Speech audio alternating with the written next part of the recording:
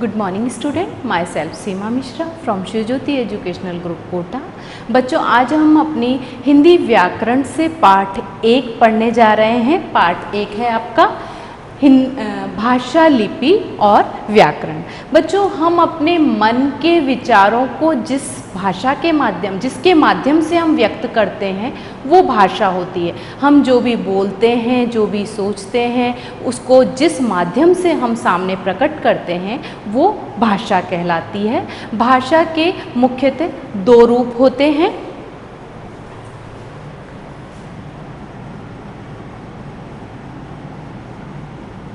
भाषा, अब भाषा के 2 रूप हैं।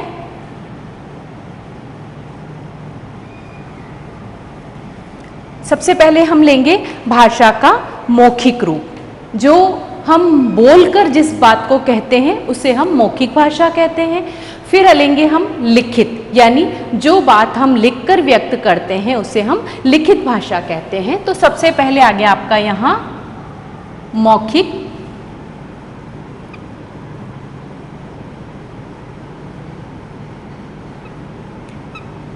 और भाषा का दूसरा रूप है आपका यहाँ पर लिखित।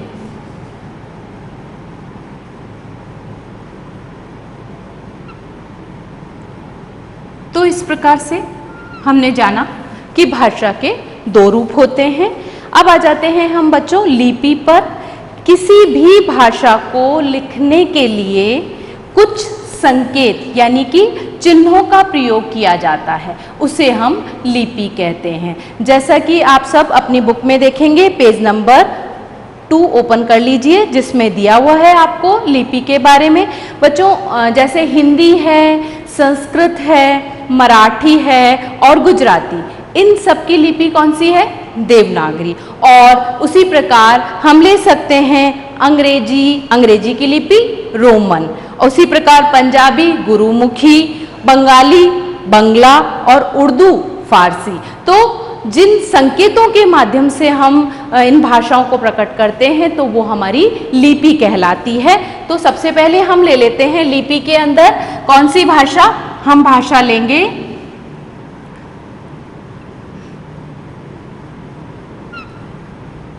सबसे पहले हम लेंगे हिंदी। हिंदी की तो सबको पता है कि लिपि कौन सी होती है, तो यहां आ गई हिंदी की लिपि देवनागरी।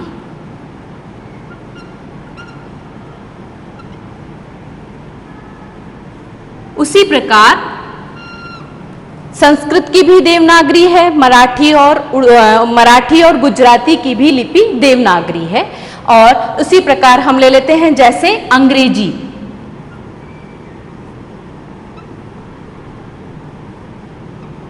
और इसकी भी लिपि कौन सी है? इसकी है रोमन लिपि है। अब आ जाते हैं हम बच्चों, हम इसी पेज पर देखिए आपका व्याकरण दे रखा है। व्याकरण के अंदर क्या है?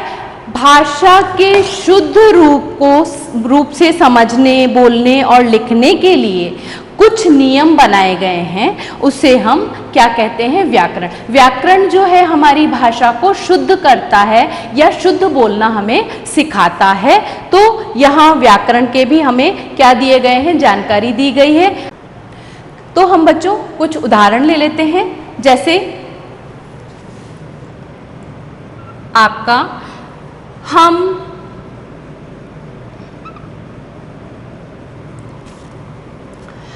अपने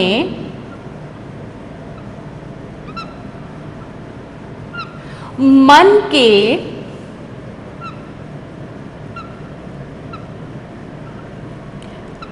विचार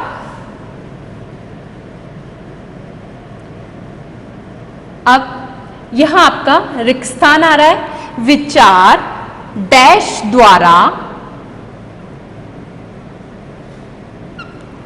प्रकट करते हैं। प्रकट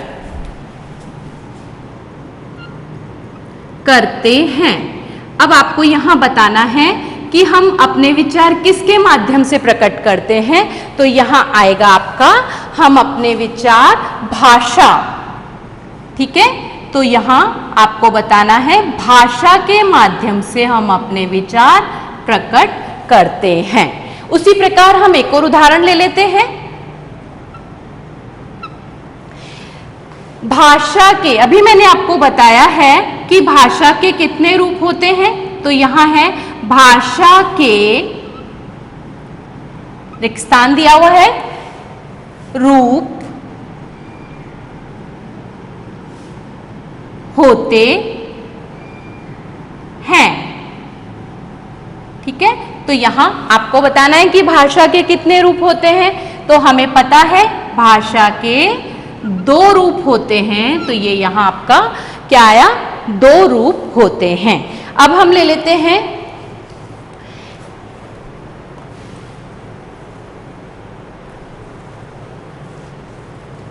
अगला उदाहरण। सबसे पहले क पे लेंगे हम, प्रश्न नंबर 2 से। अंग्रेजी भाषा की लिपि का नाम फारसी है। तो आप सबको अभी मैंने कुछ बताया था, आप सबको याद होगा। अंग्रेजी भाषा की लिपि का नाम फारसी है। तो आप सब जानते हैं अंग्रेजी भाषा की लिपि का नाम क्या फारसी है? नहीं, अंग्रेजी भाषा की लिपि का नाम क्या है? ये गलत है। तो यहां क्या आएगा? अंग्रेजी भाषा की लिपि का नाम रोमन है, फारसी नहीं है। दूसरा उदाहरण ले लेते हैं हम। इसमें हमारी राष्ट्रभाषा, हमारी राष्ट्रभाषा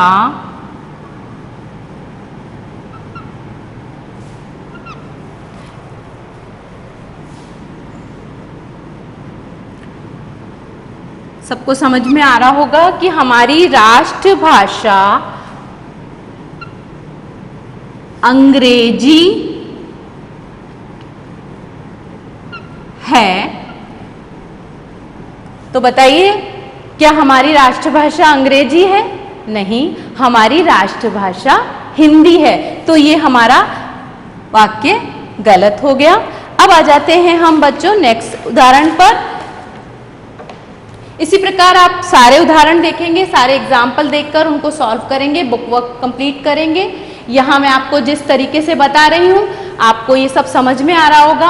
आप पढ़ेंगे और जितने भी आपके बुक के उदाहरण दिए हुए हैं, प्रश्न दिए हुए हैं, आप उसको करेक्ट करेंगे, शुद्ध करेंगे। अब आ जाते हैं क।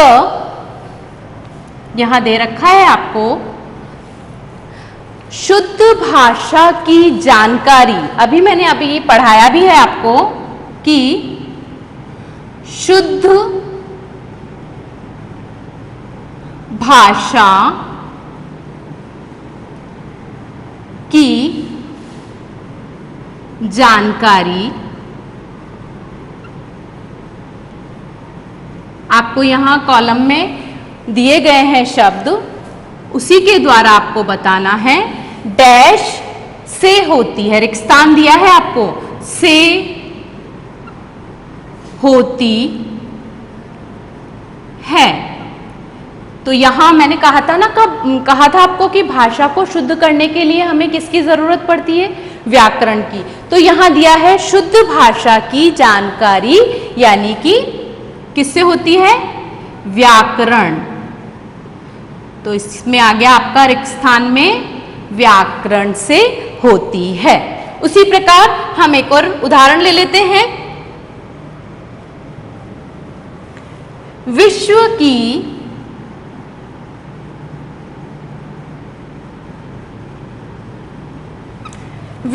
की भाषाओं में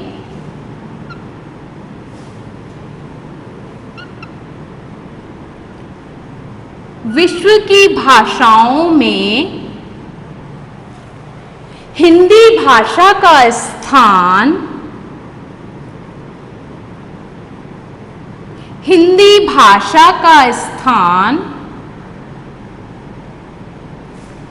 स्थान बताना है आपको, जगह। विश्व की जो भाषाएं हैं उसमें हिंदी भाषा का स्थान डैश है, तो कौन से नंबर पे आ रहा है वो बताना है। तो यहां आ रहा है तीसरा, यानी कि हिंदी, विश्व की जो भाषाएं हैं उसमें हिंदी का स्थान कौन से नंबर पे आ रहा है? तीसरा।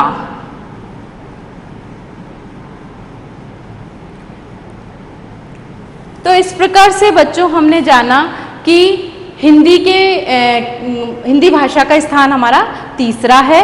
आपने पढ़ा कि किस तरीके से भाषा, लिपि और व्याकरण के द्वारा हम अपने इस पाठ को किस तरीके से समझ सकते हैं। भाषा मैंने आपको बताया, भाषा के 2 रूप होते हैं। लिपि हिंदी की देवनागरी, अंग्रेजी की रोमन, इस प्रकार से सभी भाषाओं की अलग अलग लिपियां होती हैं। हिंदी की, संस्कृत की लिपि समान होती है। साथ में व्याकरण जो है हमें भाषा का शुद्ध रूप का ज्ञान कराता है। आशा है बच्चों मुझे कि आपने ये चैप्टर पाठ 1 को अच्छे से समझा होगा और आप इसे अच्छे से एक बार पढ़ेंगे, दोहराएंगे। धन्यवाद।